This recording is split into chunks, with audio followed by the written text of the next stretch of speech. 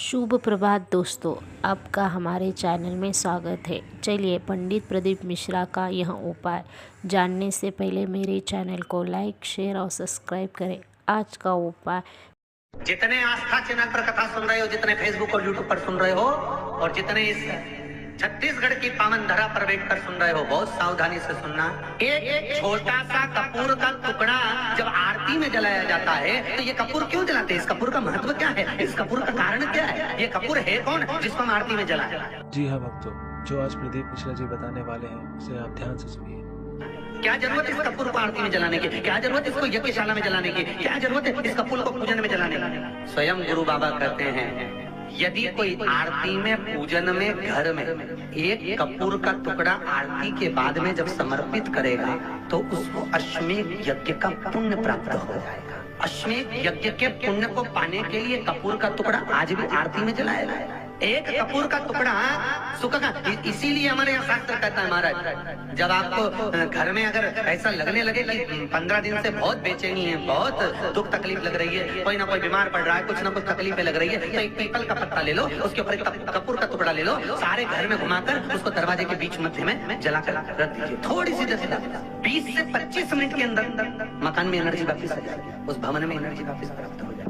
20 से 25 मिनट के अंदर एनर्जी वापस। लग रहा है कि यहाँ नेगेटिव है तो उसको पॉजिटिव बनाया जा सकता है। ये दुनिया के लोग गायत्री मंत्र चिल्ला चिल्ला कर पढ़ रहे हैं, बक्से में लगा दिया, चल रहा है, लोग अपने काम में लगे हैं। वैदिक मंत्र,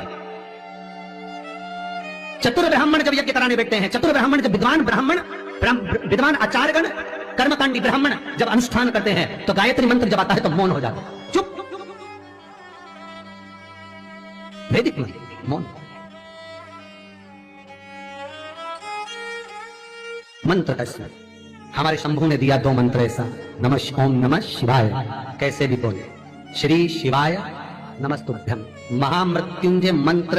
ये 3 जो मंत्र हैं, कोई पूछे कि इसमें बड़ा मंत्र कौन सा है? कोई पूछते नहीं है कि इसमें ओम नमः शिवाय बड़ा होगा कि महामृत्युंजय मंत्र बड़ा होगा कि श्री शिवाय नमस्तुभ्यम बड़ा होगा। तो जो पूछे तो उनसे निवेदन है, पहले ये पता करके बताओ कि ब्रह्मा बड़े, विष्णु बड़े कि शंकर बड़े। उनसे ये पूछा जाए, क्योंकि शंकर की जलाधारी जहां रखाती है उसमें 3 पाए होते हैं। कितने पाए होते हैं? 3। उसके ऊपर कलश, कलश में से एक एक बूंद पानी नीचे गिरता है। ये 3 पाए कौन से? ब्रह्मा विष्णु महेश।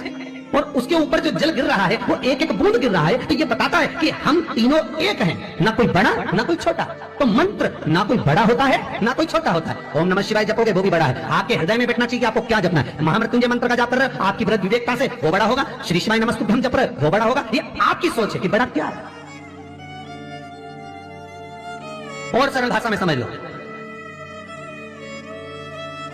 बुरे वक्त में जो काम आए वो बड़ा है कि सुख में जो काम आए वो बड़ा है? बोलिए, जम के बोलिए, जम के बोलो।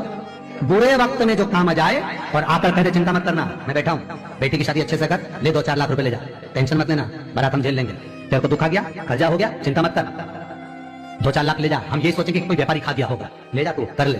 जो बुरे वक्त में काम आ रहा है बड़ा वो है। और जिस समय पर तुम सोफा सेट पर बैठे हो, डनलप के गद्दे पर बैठे हो, एसी का रूम है तुम्हारा, खूब चाय नाश्ता भोजन पानी सब चल रहा है, सब भैया जी काका जी कर रहे हैं, और ऐसे में तो कोई तुमको आ भी जाए तो वो बड़ा थोड़ी ना, कोई तुम्हें सपोर्ट भी कर दे तो वो बड़ा थोड़ी ना, तुम्हें लगेगा ऐसे तो बहुत आते रहते हैं। पर जो बुरे वक्त में साथ दे वो बड़ा है। अब इन मंत्रों में कोई एक मंत्र आपने बुरे वक्त में जप लिया और आपका काम हो गया तो आपको क्या लगेगा कि मंत्र वो बड़ा है। अर्थात मंत्र की बड़प्पन आपके दुख और सुख के साथ ही काम है, आपके जीवन के आनंद में।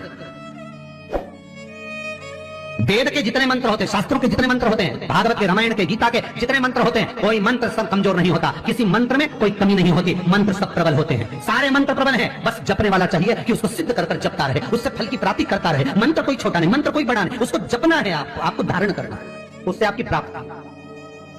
अब कोई कहे कि महाराज जी इसमें महामृत्युंजय बड़ा होगा कि श्री शिवाय नमस्तुभ्यम बड़ा होगा कि ओम नमः, जम के बोलो, शिवाय बड़ा होगा, तो ये हम नहीं कह सकते। हम तो इतना कहेंगे कि पहचान कर लो, एक बार प्रैक्टिकल करने में क्या जाता है, सब कर, तुम्हारा मन करे उसको चलो।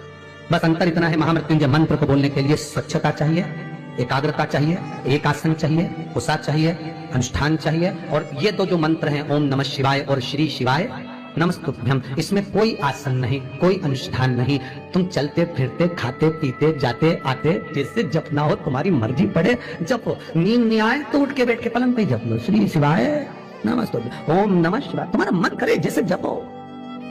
हम तो कई बार कहते हैं बच्चों को डांटो भी तो मंत्र ओम नमः शिवाय, पर चिल्ला नहीं रहे, श्री शिवाय नमस्तुभ्यं मंत्र का। पहले भी कहा, फिर कहते हैं, सबसे कठोर लोहा, लोहे से कठोर अग्नि, क्योंकि अग्नि लोहे को गला देती है। और अग्नि से कठोर होता है पानी, जो अग्नि को बुझा देता है। और पानी से कठोर होता है मनुष्य, जो लोटे में भर के डकार जाता है। और मनुष्य से ज्यादा कठोर होती है बीमारी, जो मनुष्य को ही निगल जाती है। और बीमारी से भी ज्यादा कठोर होता है मेरा कालों का काल महाकाल, जो बीमारी को ही निगल जाता है। अकाल मृत्यु हो मरे जो काम करे चंडाल का, और काल उसका क्या बिगाड़े जो भक्त हो महाकाल का। शंकर की उपासना करी है, शिव का स्मरण करा है, तो जीवन में सुख का भान तो रहेगा, आनंद की अनुभूति तो रहेगी। जिसका शरीर में कहीं चर्म रोग हो गया हो, चमड़ी सफेद पड़ गई हो, तो गाय के बछड़ा जब दूध पिए तो उसके फेन को चम्मच में उठा लो, निकाल लो, और पूर्णिमा की रात्रि को 12 बजे के लगभग में शरीर में उसको लगा लो, जहां आगे, और थोड़ी देर बैठ जाओ चंद्र की रोशनी के, थोड़ी देर बैठ जाओ।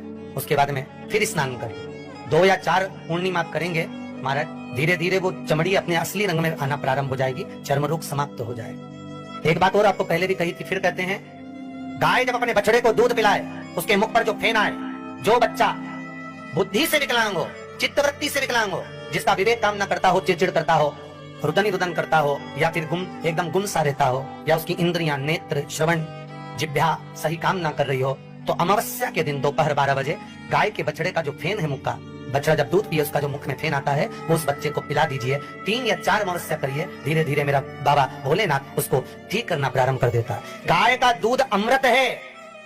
श्री शिवाय नमस्तुभ्यं। हर हर महादेव दोस्तों।